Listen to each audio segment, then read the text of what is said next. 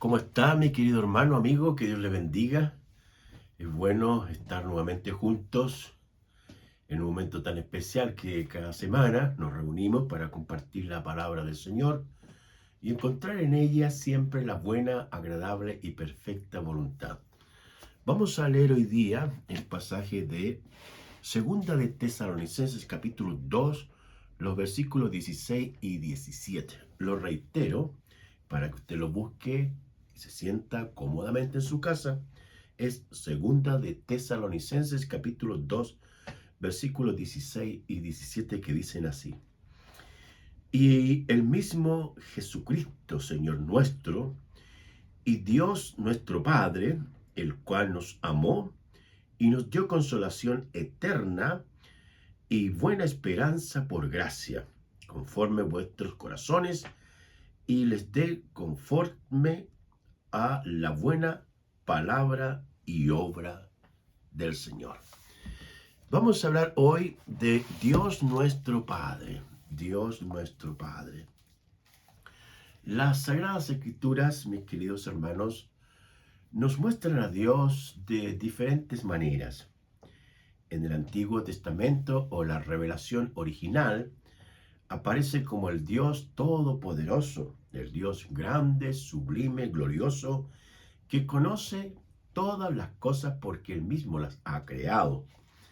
Al mismo tiempo se puede observar en el Nuevo Testamento, en el sentido que la revelación bíblica avanza, nos vamos a encontrar en 2 de Pedro capítulo 1, versículo 3. Quiero leer ese pasaje de 2 de Pedro. Vamos a buscarlo para poder leer este hermoso pasaje. 2 de Pedro capítulo 1, versículo 3. Dice: como todas las cosas que pertenecen a la vida y a la piedad, nos han sido dadas por su divino poder, mediante el conocimiento de aquel que nos llamó por su gracia y excelencia, por medio de los cuales nos han sido dadas preciosas y grandísimas promesas, para que por ella llegase a ser participante de la naturaleza divina, habiendo huido de la corrupción que hay en el mundo a causa de la concupiscencia o de los malos deseos. Este pasaje es glorioso porque el apóstol Pedro escribe que el Dios Todopoderoso ha manifestado su generosidad, su amor y bondad para darle al hombre todas las cosas, para darle al creyente todas las cosas que éste requiera, necesite, según el plan y propósito del Altísimo. En el pasaje que hemos leído en 2 de Tesalonicenses capítulo 2, versículos 16 y 17, encontramos tres dádivas que el Dios Padre le ha dado a los creyentes. En primer lugar, Dios les ha dado amor. El vocablo que utiliza el apóstol Pablo o Paul es ágape. Y hay varios vocablos o palabras o términos o voces en la gramática neotestamentaria que usaron los escritores sagrados para referirse al amor. Primero está el amor eros, que se refiere al amor que se tiene que dar entre la pasión sexual entre el hombre y su amada esposa, entre la esposa y su amado esposo. Eso es el amor que el Señor nos ha dado. Toda la intimidad sexual, todo el acto íntimo que se produce entre un hombre y una mujer que están casados, que están unidos delante del Dios Todopoderoso, es una dádiva del amor de Dios. En cambio, cuando se tienen relaciones sexuales fuera del matrimonio, no es una acción realmente sagrada, correcta y ética. Por el contrario, lo que trae es dolor, amargura, y delante del Señor es una ofensa al Altísimo. Además, otra de las palabras que usó los escritores acerca del amor es la palabra filía o fileo, y que tiene que ver con el amor a la familia que Dios nos ha dado. Todos los que hemos sido casados y estamos casados, estamos casados, mejor dicho, tenemos este amor que tenemos que aprender cada día a amar la familia, amar la esposa, amar a nuestros hijos, y así este vínculo precioso de el amor fileo es una dádiva de parte del Señor. No estamos casados por casualidad o nos hemos metido en algo que es muy difícil de sobrellevar, sino que por el contrario, el misterio que habla el apóstol Pablo allí en Efesios capítulo 6 tiene que ver con la familia, con el matrimonio. Y en este sentido, el amor de la familia o el amor entre los miembros o integrantes de la familia es una dádiva de Dios. Además, hay otro vocablo que se utiliza mucho en el Nuevo Testamento, es la palabra ágape. Y este es el amor al Señor, su obra y iglesia. Es el Dios Todopoderoso, en este caso el Señor Jesucristo, quien dijo, edificaré mi iglesia. Edificaré mi iglesia. El apóstol Pablo en 1 Corintios capítulo 3 dice de la importancia de edificar la iglesia del Señor con materiales imperecederos que son el oro, la plata, piedras preciosas, pero después usa heno o jarasca, que se referiría a materiales que son perecederos. ¿Qué es imperecedero en una iglesia?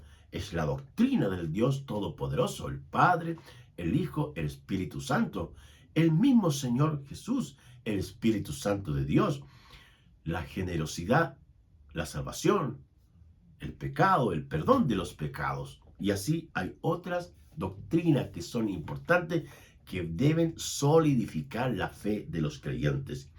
Y el Señor nos ha dado amor para que amemos la iglesia, amemos el cuerpo de Cristo que es la iglesia, amemos el congregarnos, amemos el estudiar la Sagrada Escritura, amemos a los hermanos, amemos la verdad, amemos la santidad, amemos la integridad, que son verdades que se dan en la iglesia. Y hay un último vocablo que se utiliza en cuanto al amor en las Escrituras, es el vocablo estorgeo, que se refiere a un amor donde se dan grandes compromisos, especialmente con Dios, con la familia, con la iglesia, compromisos que se mantienen en el tiempo porque las cosas se tienen que tomar de manera seria delante del Señor, delante de la iglesia y la sociedad en la cual vivimos.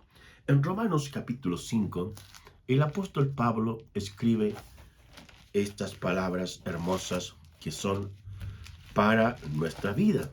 Ahí está, dice, y la esperanza no avergüenza, porque el amor de Dios ha sido derramado en nuestros corazones por el Espíritu Santo que nos fue dado. Es Dios quien ha puesto amor en nuestros corazones para que aprendamos a amarlo a Él, a amar a la familia, a amar la iglesia y amar a las personas. Recuerden el gran mandamiento que el Señor Jesús enseña, donde los escribas y fariseos le han preguntado, y Él dice, el primer y gran mandamiento es amar al Señor con todo el corazón, dice. Vamos a buscarlo y aquí está. Amarás al Señor con todo tu corazón, con toda tu alma y con toda tu mente. Este es el primero y grande mandamiento. Y el segundo es semejante, amarás a tu prójimo como a ti mismo. De estos dos mandamientos depende toda la ley y los profetas. Entonces, es Dios que nos ha dado amor. La dádiva más gloriosa, más hermosa, más benefactora, más dulce, más agradable es el amor del Dios Todopoderoso. El profeta Jeremías, este gran siervo de Dios, escribe también algo acerca de esta expresión. Voy a leer Jeremías capítulo 31, versículo 3. Dice, el Señor se manifestó a mí hace ya mucho tiempo, diciendo, con amor eterno te he amado, por tanto te prolongué mi misericordia. Con amor eterno te he amado, por tanto te prolongué mi misericordia. El amor de Dios es eterno. El amor de Dios no tiene fin. El amor de Dios no caduca. El amor de Dios siempre está presente, siempre está vigente. Y ese amor ha sido una de las dádivas que Dios le ha dado al creyente. En segundo lugar, encontramos que Dios le ha dado al creyente la consolación. Esta palabra consolar es la palabra paraklesis, que son dos palabras. Para es una preposición que significa al lado de o junto a. Y klesis es el verbo en el griego de llamar, de llamar.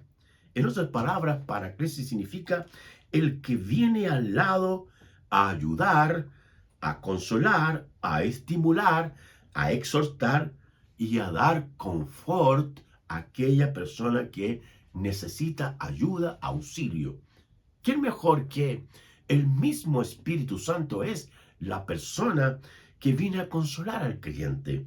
Es por eso que en Juan, el Evangelio de Juan, que es el Evangelio de la obra del Espíritu, en el capítulo 14 vamos a encontrar algunos de estos beneficios o acciones que realiza el Espíritu Santo en el creyente. Vamos a leer Juan 14:15, que dice así: si me amáis, guardad mis mandamientos, y yo rogaré al Padre y les dará otro consolador para que esté con ustedes para siempre. Mire, el Espíritu Santo estará para siempre. El Espíritu de verdad, el cual el mundo no puede recibir porque no le ve ni le conoce, pero vosotros le conocéis porque mora con vosotros y estará en vosotros. Nuevamente, fíjese en la gramática o la sintaxis de este texto, donde el apóstol Juan usa dos preposiciones. Una, con vosotros. Él significa al lado de también, junto a. Pero la otra preposición es en, que significa dentro de. Esto indica que el Espíritu Santo está dentro del cuerpo del creyente. Y este cuerpo es morada del Espíritu Santo. Ya el apóstol Pablo va a decirnos que el cuerpo del creyente es templo del Espíritu Santo. Y ese vocablo templo significa santuario de Dios. Es la palabra griega naos, que significa santuario de Dios. Dios no habita en templos hechos por manos de hombre, dice el rey Salomón y otros escritores también, sino que Él siempre quiso habitar en el cuerpo del creyente, en la mente, en el corazón, en todo nuestro cuerpo. Ese es el consolador, el paracleto o el paraclesis que ha dado el Padre a todos los creyentes. La consolación entonces es más que algo afectivo, emocional. Es nada menos que el Dios Espíritu Santo que fortalece, que enseña, que guía, que educa, que orienta, que dirige al creyente para que éste glorifique al Señor. Y al mismo tiempo, en aquellas flaquezas, en aquellas debilidades, en las crisis que todos experimentamos, o cuando necesitamos ayuda y nos damos cuenta que no somos capaces, es ahí cuando el glorioso Espíritu Santo de Dios viene y nos enseña. Nos puede enseñar a hablar, nos puede enseñar a cómo ser estratégicos en cuanto al trabajo, ya sea el trabajo de la iglesia, el trabajo secular, porque Dios Todopoderoso está por sobre todas las cosas. Y en tercer lugar, las dádivas de nuestro Padre es la esperanza. Esta palabra griega es el pida, y que significa esperar en Dios, que Él va a intervenir a pesar de las tragedias humanas. Mis queridos hermanos, todas las tragedias, todos los conflictos, todas las pruebas, no son algo que indiquen que Dios nos ha dejado, que Dios nos ha abandonado, sino que son maneras y formas que el Santo Dios emplea para atraernos a Él, para que nosotros busquemos ayuda en Él. He conocido personas que dicen, Dios me ha dejado, Dios ya no está conmigo, estoy solo o estoy sola. Mi querido amigo, eso no es así.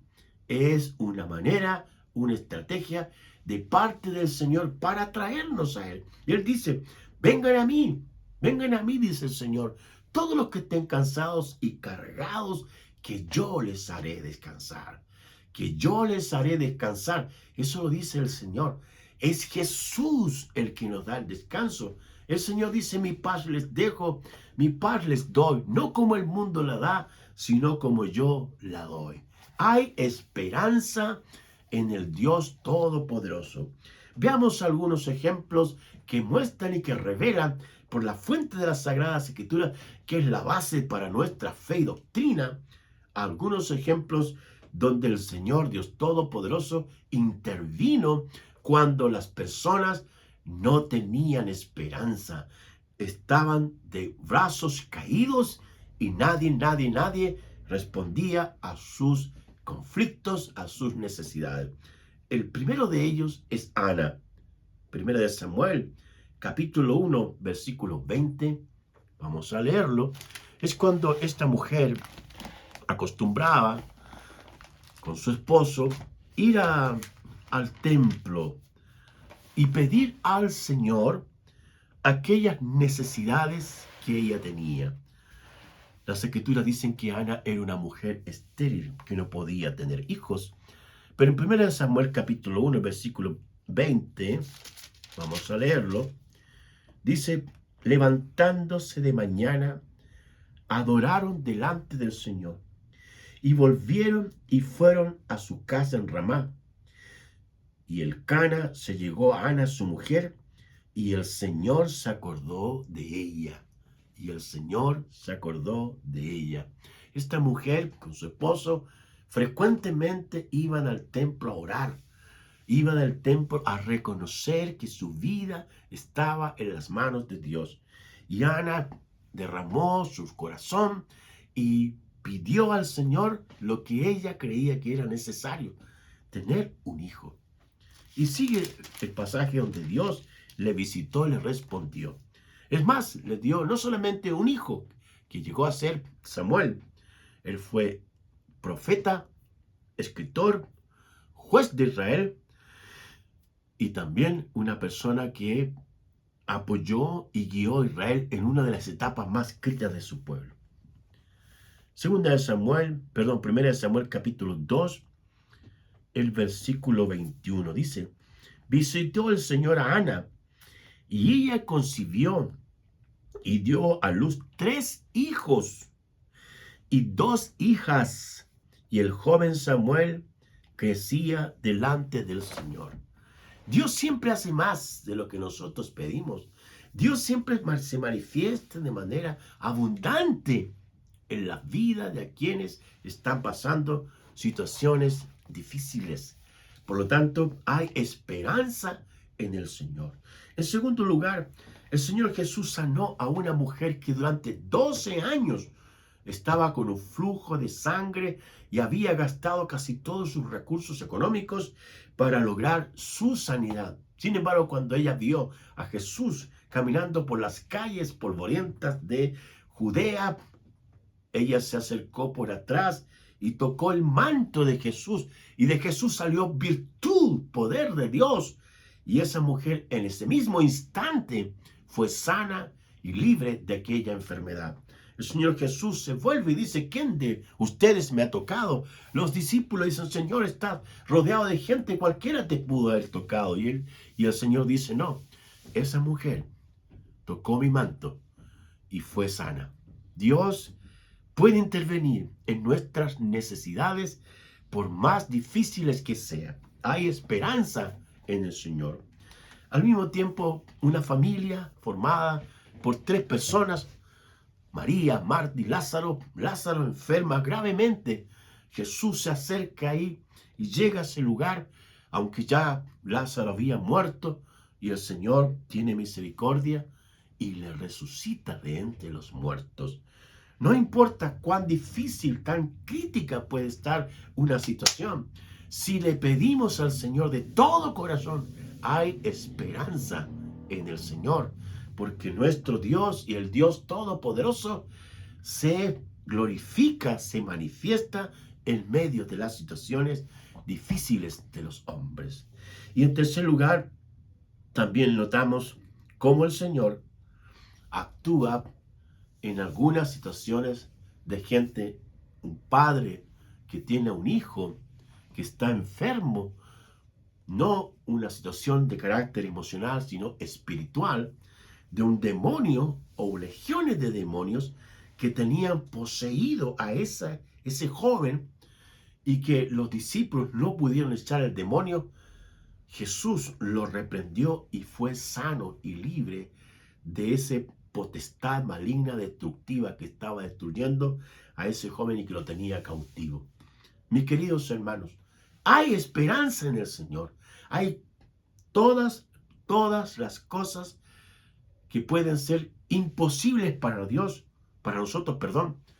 Para Dios todo es posible. Todo es posible para el Señor. No hay nada imposible para Dios. Él puede hacer milagros, señales, maravillas, portentos. Esos son solamente acciones del Dios Todopoderoso. Entonces, nuestro Padre nos ha dado amor, nos ha dado consolación y nos ha dado esperanza.